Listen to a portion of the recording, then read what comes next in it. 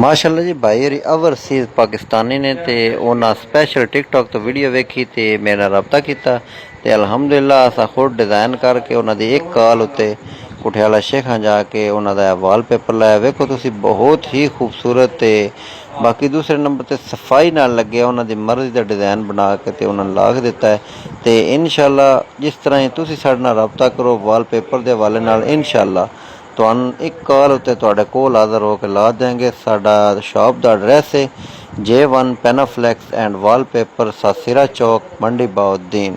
ਤੇ ਸਾਡੇ ਨੰਬਰ ਵੀ ਯਾਦ ਰੱਖੋ 0344 65 108 0301 68 70 398 ਤੇ ਇਨਸ਼ਾਅੱਲਾ ਤੁਸੀਂ ਸਾਡੇ ਨਾਲ ਰਾਬਤਾ ਕਰੋਗੇ ਬਹੁਤ ਹੀ ਮੁਨਾਸਿਬ ਤੇ ਜਾਇਜ਼ ਕੀਮਤ ਦੇ ਵਿੱਚ ਤੁਹਾਡੇ ਵਾਲਪੇਪਰ ਦਾ ਕੰਮ ਅਸੀਂ ਫਿਟਿੰਗ ਸਮੇਤ ਤੱਕ ਕਰਕੇ ਆਵਾਂਗੇ। ਤੇ ਬਾਕੀ ਦੁਆਵਾਂ ਵਿੱਚ ਯਾਦ ਰੱਖੋ J1 ਪੈਨਾਫਲੈਕਸ ਐਂਡ ਵਾਲਪੇਪਰ ਸਾਸਿਰਾ ਚੌਕ ਮੰਡੀ ਬਾਉਦੀਨ।